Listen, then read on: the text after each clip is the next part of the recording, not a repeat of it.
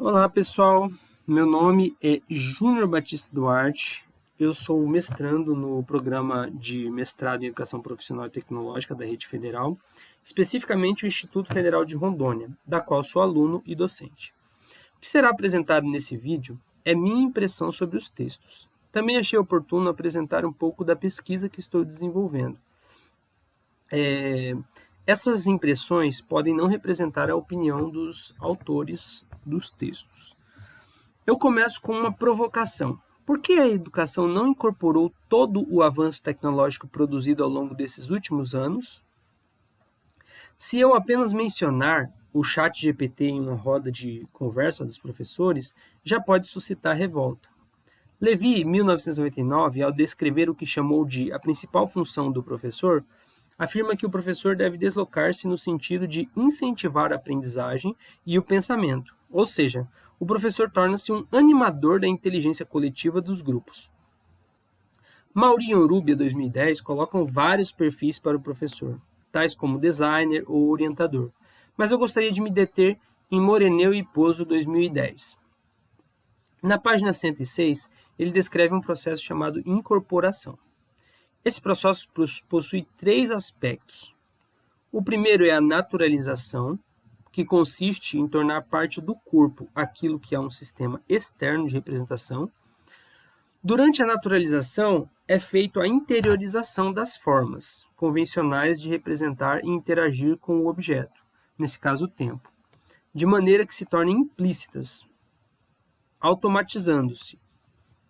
Essa automatização chama-se implicitação. Já a reificação é onde os sistemas culturais, essas formas convencionais e, portanto, arbitrárias de pensar e conhecer, passam a ser tratados não como construções mentais próprias de uma cultura, mas como objetos reais, portanto, universais, algo que está aí no mundo e não em nossa mente. O autor ainda afirma que incorporar novos sistemas de representação na mente permite-nos amplificar nossas possibilidades cognitivas, uma vez que facilita o acesso a novas realidades. Ele afirma que são as TIC que estão dando lugar a essa nova mente virtual, que já começa a surgir. Bom, em minha visão, esse raciocínio do autor é muito perigoso. Não apenas pelas fake news que circulam por aí, mas nas fake news científicas.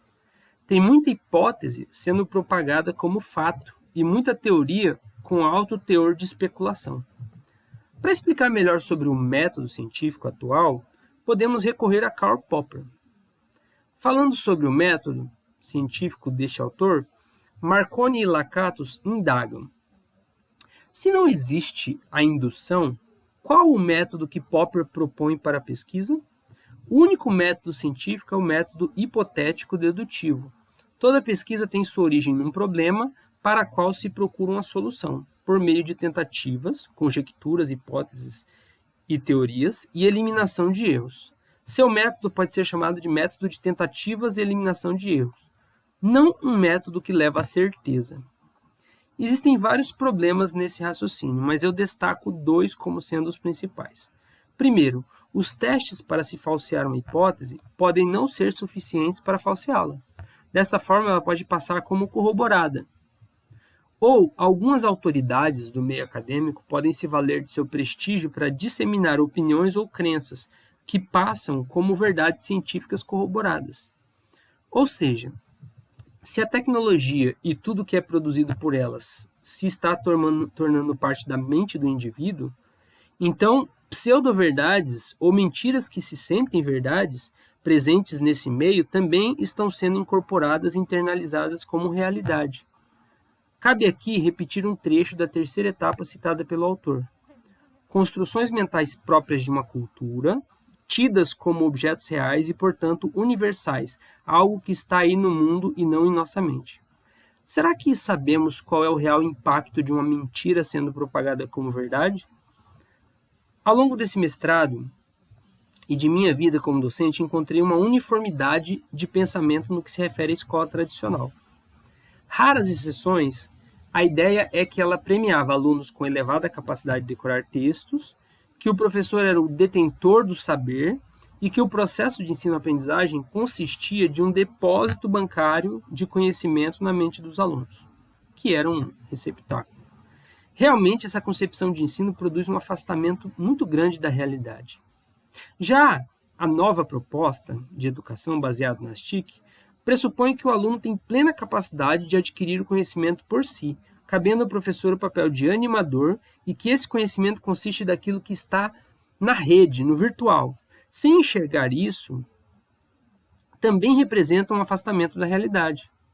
Não que tudo o que está na rede ou nos livros é falso, mas que não se trata de algo, mas da representação de algo, uma representação simbólica. Em um trecho subsequente, Moreneu e Pozzo apresentam a ideia de realismo ingênuo, ou doutrina da imaculada percepção, onde o conhecimento é um reflexo ou uma cópia direta daquilo que vejo, da informação a qual tenho acesso. Em minha visão, é importante ressaltar uma sutileza nesse argumento. Aquilo que vejo e a informação que tenho acesso são duas coisas diferentes. A palavra árvore, em um texto, é muito simplificada em relação ao objeto que vemos. Quando eu leio a palavra árvore, me vem à mente apenas aspectos que a minha memória consegue levantar sobre o objeto árvore, abstraído de observações da realidade. O símbolo por si só não produz um significado. Mesmo fotos, vídeos, sons ou qualquer outra experiência virtual não é suficiente para solidificar o conhecimento na mente. Somente o objeto ou algo similar físico que poderia trazer essa solidez. Eu enxergo a percepção não como uma das formas de conhecer, mas como a única forma de conhecer. E todas as abstrações virtuais devem ser fundamentadas na realidade percebida. Mesmo a compreensão de coisas que eu nunca tive contato passam pelo crivo daquilo que vejo. Por exemplo, vamos supor que você queira me contar de um lugar que eu nunca fui. Para você conseguir fazer essa façanha, terá que buscar dentro das experiências que já tive, elementos similares àqueles encontrados no objeto que quer me mostrar. Então, você vai procurar dentro da minha experiência. Para esse processo, é muito interessante o uso de perguntas. Esse é o princípio da metodologia adotada por Paulo Freire. Ou mediadores, que é um princípio do método de Vygotsky. Por exemplo, se nesse lugar havia um prédio, eu tenho que ter visto um prédio para saber o que é um prédio. Ou então eu vou ter que buscar algo similar. Se fosse, por exemplo, um indígena, você poderia dizer que esse prédio é como se fosse uma oca em cima da outra, várias ocas uma em cima da outra. Sobre monumentos, praças, prédios, avenidas ou qualquer outro elemento presente neste lugar, deverá ser associado com algo que eu tenha visto, algo da minha realidade. Ou seja, é o acesso que tive à realidade que me fez enxergar a virtualidade. Portanto, se a escola vai adotar as TIC para construir o conhecimento dos alunos, substituindo a realidade pela virtualidade, vai cometer um erro pior do que a escola tradicional. Isso porque na escola tradicional se tentava inserir na mente dos alunos um conhecimento meramente simbólico e afastado da experiência, por meios não muito atrativos, como uma sala fechada, giz e quadro negro. Então não era muito atrativo, apesar de funcionar. As TIC, diferente dessa escola, conseguem atingir a mente e o coração dos alunos por meio da multimídia, através de arte, beleza de discurso e muitos fenômenos, né? Assim, o aluno não tem defesa contra os desvios, além de estagnar no desenvolvimento do conhecimento, pois cada hora gasta na frente de um computador é uma hora longe da natureza real das coisas. Para esse problema, a solução não é um alfabetismo digital, como se propõe, pois os algoritmos e barateamento das TIC, unido à capacidade natural do sujeito de conhecer, já vai fazer isso. Haja visto a rápida propagação das tecnologias. A única solução que vejo é aproximar a escola da realidade. Construímos o nosso conhecimento com base na percepção da realidade e das fontes de informação. Mas as fontes de informação são produzidas por sujeitos em suas experiências com a realidade. Portanto, a experiência é a única forma de construir a base do conhecimento. Uma vez que temos um mínimo de experiências, conseguimos aproveitar a informação dos meios de comunicação para construir edifício epistemológico. É a força do argumento de Vygotsky. Mas para embasar esse edifício construído de forma virtual, são necessárias novas observações da realidade. E essas novas experiências irão permitir a construção de edifícios maiores. Bom, é assim que vejo como se desenvolve o conhecimento.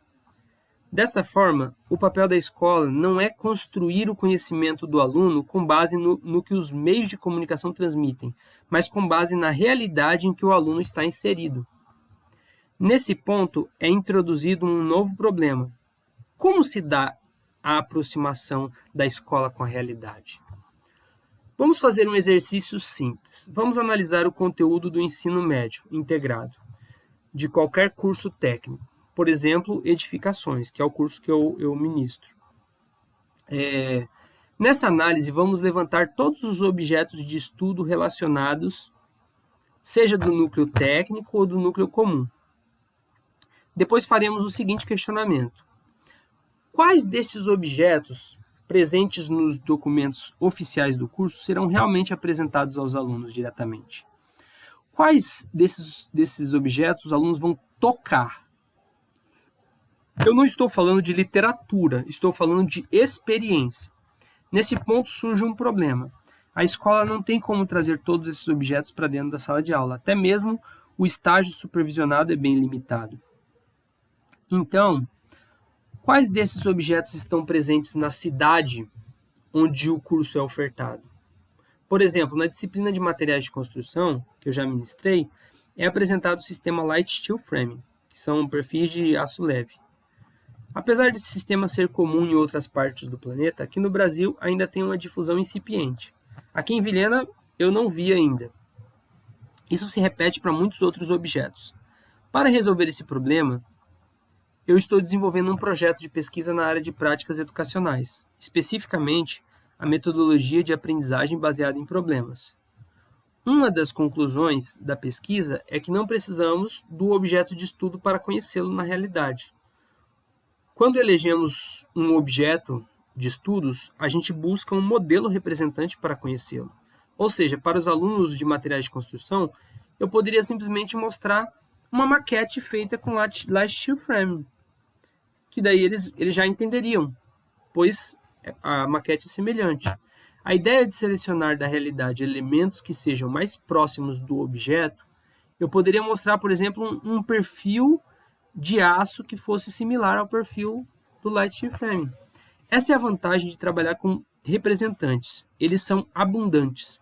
Nesse processo, o embasamento não pode ser feito em multimídias, como fotos, vídeos ou qualquer meio. Seria necessário mostrar algo físico, que eles podem tocar, sentir, ter uma experiência.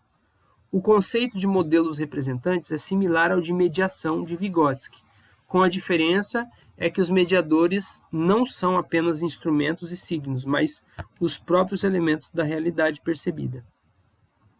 O professor traz um elemento real que representa ou media outro elemento real, desde que haja semelhança entre ambos. Assim, é possível conhecer objetos que não temos acesso, ou qualquer coisa existente. Mas se podemos adquirir toda a informação que precisamos dos representantes, qual é a função das TIC? Como foi dito, as fontes de informação são construídas por sujeitos com base na experiência que tiveram com a realidade. Será que é prudente desenvolver todas as experiências sobre um determinado objeto de estudo do início, do zero? A maioria delas já foi construída e está disponível, certo? Além disso, por termos conhecimento incipiente sobre os diversos objetos, não conseguiríamos perceber aspectos importantes do objeto que permitiriam um avanço maior, principalmente aqueles pertinentes à profissão. É aí que entra as TIC, pois dá acesso, não só as TIC, o professor também entra aí, que dá acesso à experiência construída por toda a humanidade e publicada. Sendo assim, o professor pode mostrar como os conceitos adquiridos através dos meios de comunicação estão presentes no modelo representante. Essa ligação faz surgir um tijolo sólido na construção do conhecimento, pois a partir desse ponto, tudo que for construído será referenciado à realidade. Ainda estou desenvolvendo essa pesquisa, mas já obtive bons resultados. O fato é que a virtualidade deve servir à experiência fornecendo a ela inspiração, mas a realidade deve servir à virtualidade conferindo a ela solidez e veracidade. Portanto, se a escola se aproximar mais do aluno da realidade, será mais relevante e vai cumprir o seu verdadeiro papel. Agora, se ensinar se restringe a conduzir o aluno pelo mar de informação, fazer o aluno absorver mais informação de forma autônoma, ou ser um animador de inteligência, sinto informar, mas as TIC fazem isso sem a necessidade do professor e muito melhor. Diga-se de passagem que já estamos no ChatGPT 4. Imagina os 5, 6 ou assim por diante.